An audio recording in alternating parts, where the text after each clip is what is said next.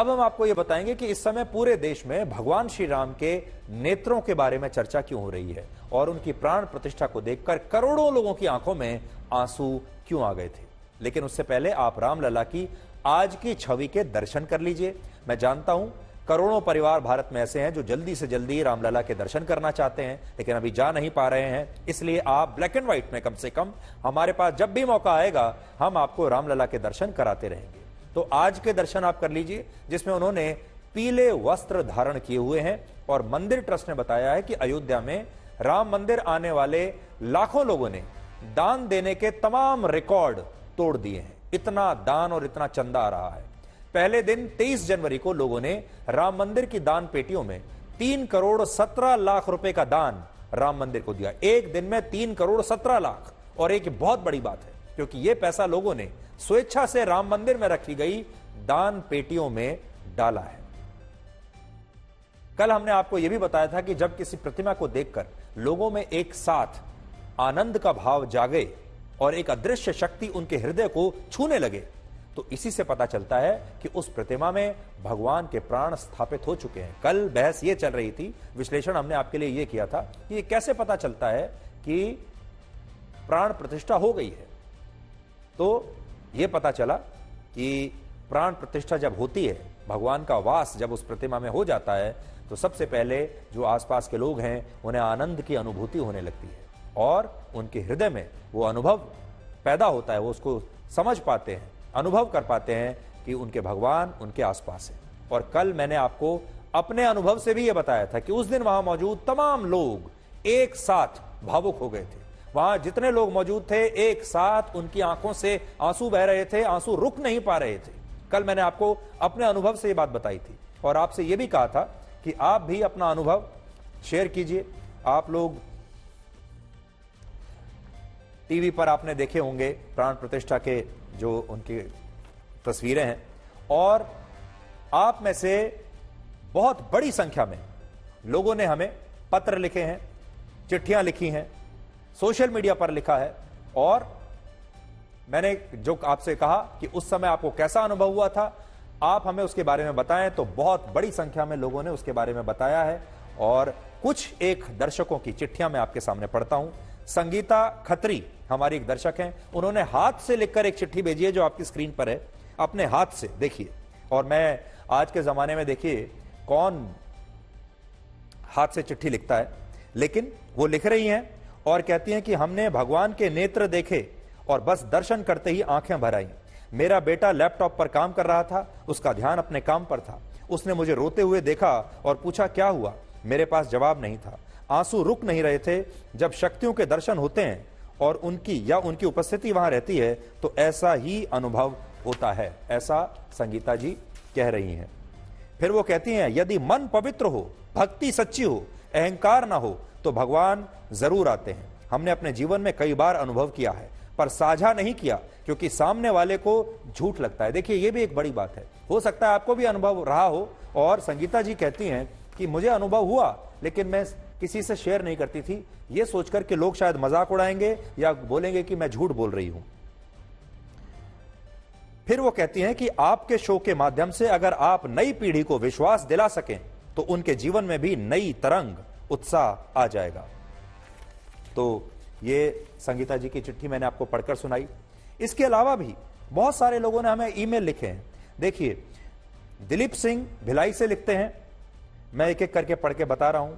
I was burst into tears when I saw Ram मंदिर प्राण प्रतिष्ठा समारोह। We always watch your black and white show। ये उन्होंने लिखा है कि मेरी आंखों में भी आंसू आ गए थे। ऋषिका दुबे लिखती हैं writing this mail while watching your show black and white। वो कहती हैं कि as you rightly said we sitting remotely could actually feel Bhagwan's energy। Tears were rolling down unstoppable। Everybody at my home were in tears of joy।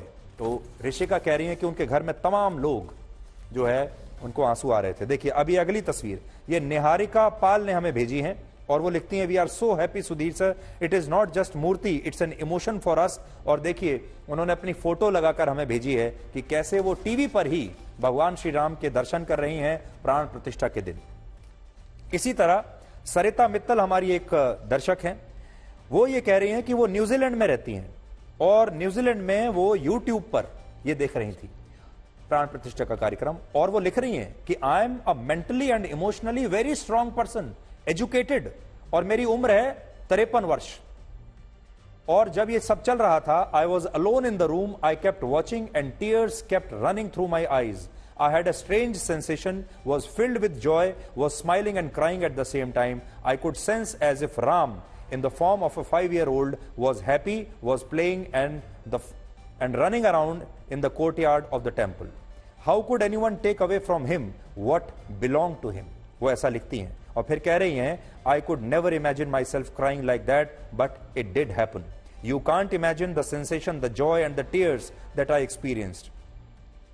और वो कह रहे हैं कि फिर उसके बाद मैंने अपने आप को यह बताया कि यहां भगवान है, यानी उन्होंने इतना दूर न्यूजीलैंड में बैठे हुए भगवान को महसूस किया। सोशल मीडिया पर बड़ी संख्या में लोगों ने हमें लिखा है, लोग क्या कह रहे हैं कि ये भावुकता और भक्ति भाव मैंने भी अनुभव किया, मेरी भी अश्रुधारा बह निकली श्री राम की भक्ति प्रेम में। प्रभात श्रीवास्तव कहते हैं, आंखों से अश्रुधारा बहने लगे, जीवन का अंतिम लक्ष्य पूरा हुआ। शीतल सिंह, उनका संदेश है, वो कह रहे हैं कि प्राण प्रतिष्ठा का वो क्षण हर सच्चे भावुक भक्त के आंखों से अश्रुओं की गंगा बहाने वाला था। एक और दर्शक हैं शोभित, वो लिखते हैं कि प्राण प्रतिष्ठा के समय मेरे रोंगटे खड़े थे, आंखों में आंसू थे और एक अलग ही तरह का अनुभव था, जैसे शरीर हल्का होकर हवा में उड़ रहा हो। धर्मेश सहाय, वो लिखते हैं कि 12:27 पर और 12:27 से 12:38 तक वो लगातार रोते रहे। इसके बाद बड़ी संख्या में लोग यही बात कह रहे हैं कि जैसे ही प्राण प्रतिष्ठा का कार्यक्रम हुआ, मेरी आंखों से आंसू आने लगे, हमारे पूरे परिवार की आंखों में से आंसू आने लगे। और मैं पढ़कर कोशिश कर रहा हूं कि मैं आपको बताऊं। देखिए, एक और बड़ा इंटरेस्टिंग हमारे पास हमारे एक दर्शक हैं जुबीन, उनका नाम है जुबीन भाडा, महाराष्ट्र से लिखते हैं और वो कहते हैं, वो पारसी हैं और देखिए ध्यान से सुनिएगा उनकी बात। वो कहते हैं, my family being a Parsi family, the minorest of community were so happy on 22nd Jan that a magnificent Sri Ram Mandir had been built. We mesmerized watching the live प्राण प्रतिष्ठा सेरेमनी ऑन आज तक। देखिए, जो हमारे देश में सबसे छोटी माइनॉरिटी कम्युनिटी है वो है पारसियों की, और एक पारसी परिवार ये सब लिख रहा है। एक और दर्शक हैं जो लिखते हैं कि मैंने अपना बीपी चेक किया मशीन से, तो मेरा बीपी 150/120 आया, जबकि मुझे बीपी की कोई प्रॉब्लम नहीं है। उस समय यानी कई दर्शकों का ब्लड प्रेशर भी बढ़ गया। एक कुवैत से दर्शक लिखते हैं कि मैं कुवैत में मोबाइल फोन पर यह पूरा समारोह मैंने देखा और मेरी आंखें भर आईं और मैंने अपने दोस्तों में मिठाइयां भी बांटी। उड़ीसा के मुख्यमंत्री नवीन पटनायक ने एक वीडियो पोस्ट किया है जिसमें वो टीवी पर रामलला की प्राण प्रतिष्ठा के कार्यक्रम को देख रहे हैं और वहीं से भक्ति भाव में लीन है। देखिए, वो उनका वीडियो भी देख लीजिए। उड़ीसा के मुख्यमंत्री, देखिए। आप में से बड़ी संख्या में दर्शकों ने लिखा है, मैं सबके संदेश नहीं पढ़ पाया, लेकिन आपको यह बता सकता हूं कि इतनी बड़ी संख्या में आप लोगों ने पार्टिसिपेट किया, आप लोगों ने बताया कि आपको कैसा महसूस हुआ। इससे सनातन धर्म को बल मिलेगा, भगवान श्री राम की भक्ति को और ज्यादा बल मिलेगा। और मेरा आपसे आज एक ही कहना है कि भगवान श्री राम को लेकर, अपने भगवान को लेकर आपके जो भाव हैं उन्हें दबाइए मत, उन्हें किसी से छिपाइए मत। ये मत सोचिए कि कोई क्या कहेगा, ये मत सोचिए कि कोई कहेगा कि आप झूठ बोल रहे हैं। पूरे कॉन्फिडेंस के साथ, पूरे विश्वास के साथ अपनी भावनाएं दूसरे लोगों को बताइए, क्योंकि यही आपके लिए अंतिम सत्य है। और आपको याद होगा, हमने आपको झारखंड की एक 85 वर्ष की महिला के बारे में भी बताया था, जिनका नाम है सरस्वती देवी। और सरस्वती देवी ने राम मंदिर के लिए 30 वर्षों तक मौन व्रत रखा। उन्होंने ये शपथ ली थी कि जब तक राम मंदिर नहीं बन जाएगा, जब तक रामलला अपने मंदिर में नहीं आ जाएंगे टेंट से, तब तक वो मौन व्रत रखेंगी, अपने मुख से एक शब्द भी बोलेंगी नहीं। और 30 साल तक वो बिल्कुल शांत रहीं। लेकिन प्राण प्रतिष्ठा के दिन वो भी भावुक हो गईं और उन्होंने रोते हुए अपना ये व्रत तोड़ा और सीताराम बोलकर अपने मौन व्रत को तोड़ा। आप भी आज उनका ये वीडियो देखिए। तो देखिए, 85 वर्ष की ये महिला रोने लगी और 30 वर्ष के बाद पहली बार उन्होंने अपने मुख से कुछ बोला है और पहली बार फिर उन्होंने 30 साल के बाद अपना मौन व्रत तोड़ा भगवान श्री राम की प्रतिमा को देखकर उनके दर्शन करने के बाद। और यही भावना हमारे देश में करोड़ों करोड़ों परिवारों की है। अब बड़ी बात यह है कि भगवान राम की प्रतिमा में उनकी आंखें यानी उनके नेत्र लोगों को सबसे ज्यादा मंत्र मुग्ध कर रहे हैं। और इसका कारण यह है कि भगवान राम के नेत्र हकीकत में भी ऐसे ही थे कि वो लोगों को मंत्र मुग्ध कर दिया करते थे। इसलिए पूरे देश में जब से ये प्रतिमा का प्राण प्रतिष्ठा हुई है, अब पूरे देश में सबसे ज्यादा चर्चा भगवान श्री राम के नेत्रों की हो रही है। और ऐसा कहा जाता है कि जब कोई एक बार उनकी आंखों में आंख डालकर देख लेता था तो वो उनका सदा के लिए भक्त बन जाता था। और इस प्रतिमा में जब आप भगवान श्री राम के नेत्र देखेंगे तो आप भी उनमें डूब जाएंगे।